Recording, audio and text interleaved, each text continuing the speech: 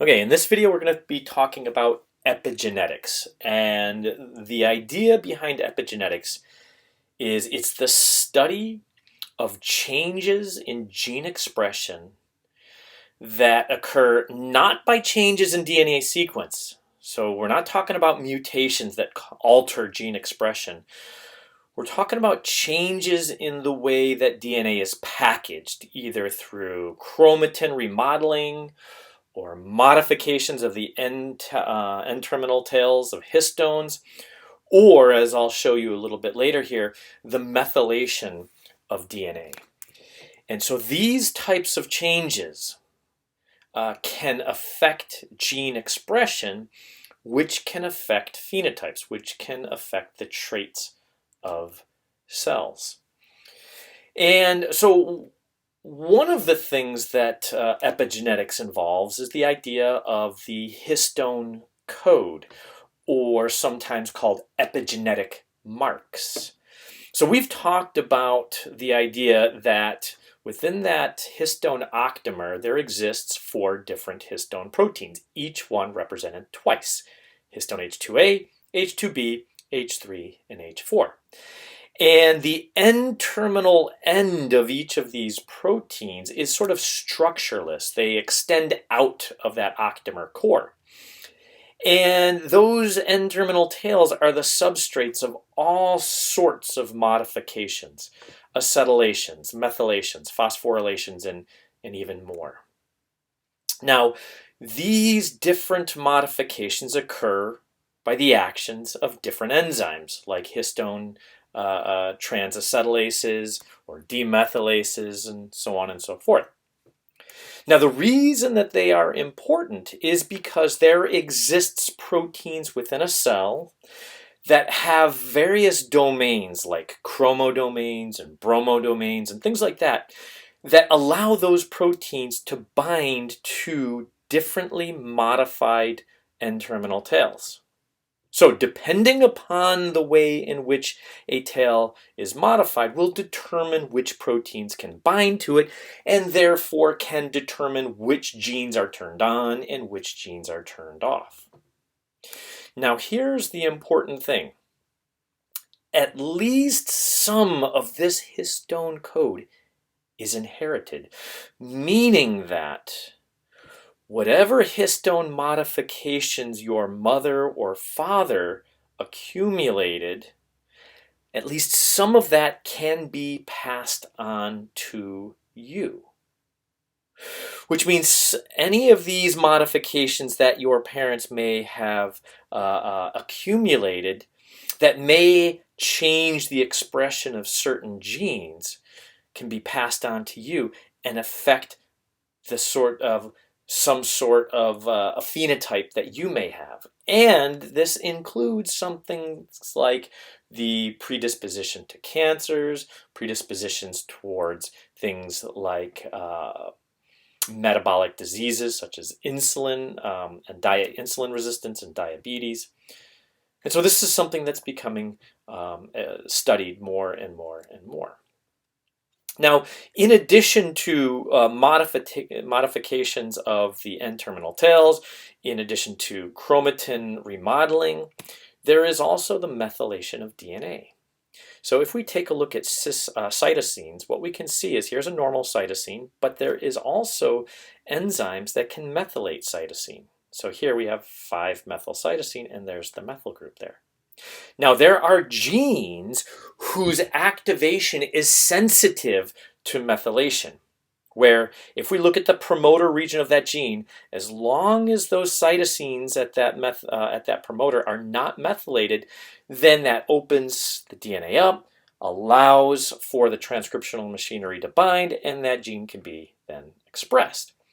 But if the cytosines at that promoter region are methylated, that means that that DNA is not open, the proteins cannot bind, and that gene is inactivated.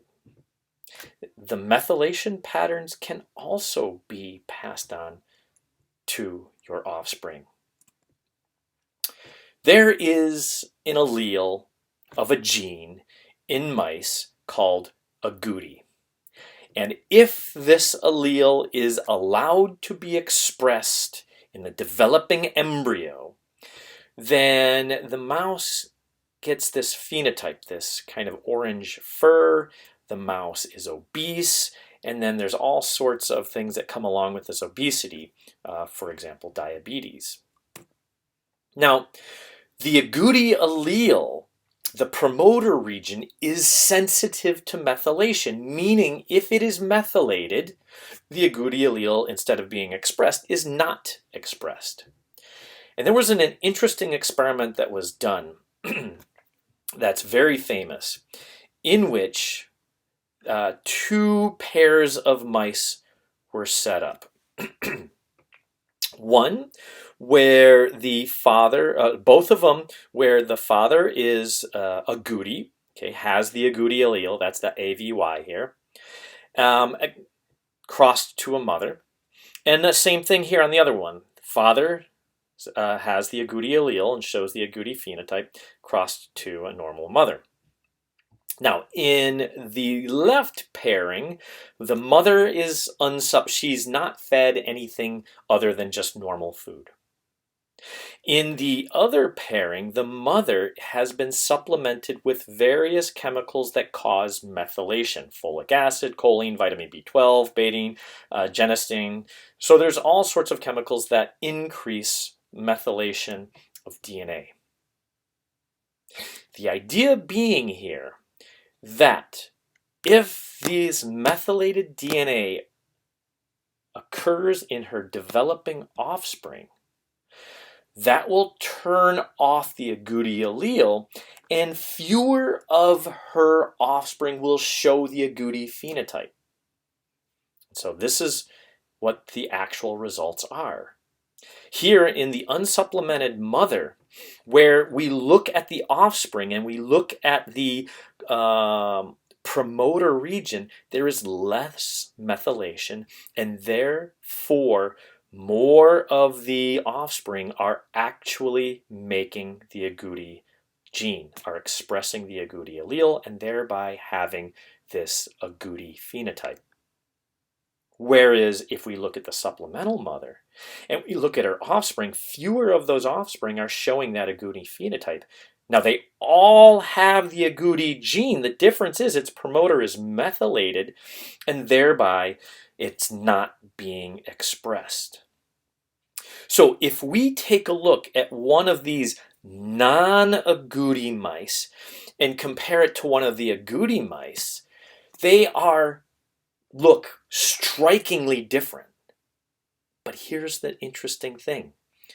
These 2 mice that you are looking at are 100% genetically identical, all the way down to the fact that they both have the agouti allele.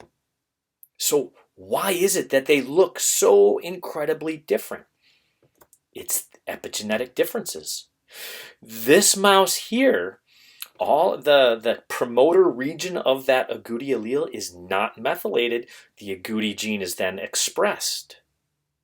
This mouse here, that agouti allele is repressed because of the methylation of the DNA. So again, look how striking this is. These 2 mice are genetically identical, and the only difference is the type of epigenetic modifications that occurred during their development. So, I have a question here. Remember Dolly the sheep. Dolly the sheep was a chromosome, or a nucleus from a specialized cell type, mammary gland cells. It had all of these epigenetic marks that made it so it was only expressing genes necessary to be a mammary gland cell. Now, when we take that nucleus and put it into an enucleated egg, all of those cytoplasmic determinants are going to try to undo and reprogram those epigenetic marks such that that DNA can now change its expression patterns. But here's the thing. What we do know is most of these cloned animals that have been cloned in this way show genetic diseases that their DNA donor don't show. these cloned animals die earlier than their genetic donors. Well, what's the problem? They're genetically identical to their genetic donors. The problem is when we put that nucleus into the egg, that reprogramming of the epigenetic marks is not complete. And there are some epigenetic marks from the original, right, when it was existing in that mammary gland cell that have not become undone, and that's causing problems in gene expression as Dolly, for example, begins to develop. So, in order for us to make this cloning, if we wanted to clone sheep or other animals more accurately, we need to learn how to reprogram those epigenetic marks better. Well, now that we're talking about epigenetic marks, let's go to our paper. The activation of HOXB1 by retinoic acid signaling. And what we know is if we were to take cells and we were to add retinoic acid, it takes a gene, HOXB1, that is normally not expressed, and it activates it. Now, why is that? Well, there is in the promoter region or the regulatory sequences associated with HOXB1 a retinoic acid receptor element, which the retinoic acid receptor binds. RXR, RAR is the retinoic acid receptor. Now that retinoic acid receptor binds regardless of whether it's bound to retinoic acid. If there's no retinoic acid bound to it, it attracts a set of proteins including the polychrome repressive complex. And it's this stuff here that modifies the N-terminal tails around this region, which leads to the repression of the gene. When the retinoic acid binds to the receptor, it changes the conformation of the receptor. The PRC2 falls off, and now it's replaced by the trithorax complex. Now, the trithorax complex includes a bunch of N-terminal tail modifying proteins like JMJD3 that modify N-terminal tails around here that then leads to the activation of HOXB1. So let's take a look at what these epigenetic marks are. The repressive epigenetic mark is the trimethylation of H3K27 and the demethylation or the unmethylated H3K4. How do these marks come about? EZH2, which is a component of PRC2, is the methyltransferase of lysine 27 of H3. So it's what causes this trimethylation. Now that trimethylation attracts, when it is there, it's now going to attract repressors. So for example, PRC1 or CBX8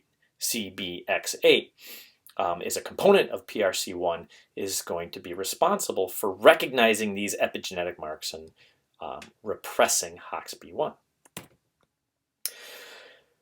What is the epigenetic marks for activating HOXB1? Well, it is the demethylation of H3K27, so H3K27 monomethylated, and H3K4 trimethylated. So in this particular state, these epigenetic marks is what's going to eventually attract activators that will then turn on the HOXB1 gene.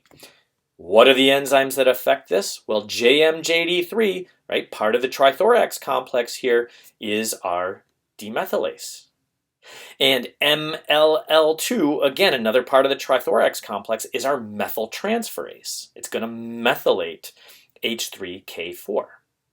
And so it's this epigenetic mark here that's then going to attract activators, and that is going to lead to the activation of HOXB1. So this is the model that the researchers are putting forth, and they've got some experiments to support it. So let's think about it. So which way does retinoic acid push this equation here? Well, we know that the presence of retinoic acid induces HOXB1. And based on this then, let's ask our question. Based on this model, what prediction can we make? what would we predict about the methylation state of H3K4 near HOXB1 in the presence of retinoic acid? Okay, so if this model is correct, then in the presence of retinoic acid, we should have more H3K4 trimethylation. In the absence of retinoic acid, we should have less H3K4 methylation. Let's take a look. So this is our CHIP experiment. Okay, we are proving here that when you add retinoic acid, you do indeed get HOXB1 expression. Good, that's nice. Now these next 4 panels here are looking at the localization of proteins to this particular position of the regulatory sequence of HOXB1. They're CHIP experiments. Now remember, the way the experiment is done is they're looking at hundreds upon hundreds of cells. So we have hundreds upon hundreds of copies of this particular region of DNA. And so we're looking at, well, how many of those copies are being bound by the trimethylated histone H3K4 or EZH2. Okay, so that's how we're sort of interpreting this. Now, our prediction was that in the presence of retinoic acid, more and more of those copies of DNA would have trimethylated K4. In the absence of retinoic acid, more and more of those copies would have an absence of trimethylation of K4. Let's take a look. In the presence of retinoic acid, that's the plus here, we have lots and lots of those copies of DNA are bound by trimethylated K4H3. In the absence of retinoic acid, just as predicted, that amount drops. So this does support our prediction here that retinoic acid induces the trimethylation of K4. Now let's take a look at another prediction. So based on our model that we have here, in the presence of retinoic acid, okay, we have these epigenetic marks. In the absence of retinoic acid, we have these epigenetic marks. What would you predict about the location of PRC2, or one of the proteins involved in PRC2, that's EZH2, in the absence and presence of retinoic acid? Okay, so remember, our model is that in the absence of retinoic acid, PRC2, which EZH2 is part of, binds to the retinoic acid receptor and catalyzes the production of the epigenetic marks that leads to the repression of HOXB1, that being the trimethylation of K27 and the demethylation of K4. Okay, so that means in the presence of retinoic acid receptor, we shouldn't see EZH2. In the absence of retinoic acid, we should see EZH2. All right, there's EZH2. Okay, this is that component of PRC2. In the absence of retinoic acid, many more of these copies are bound by it.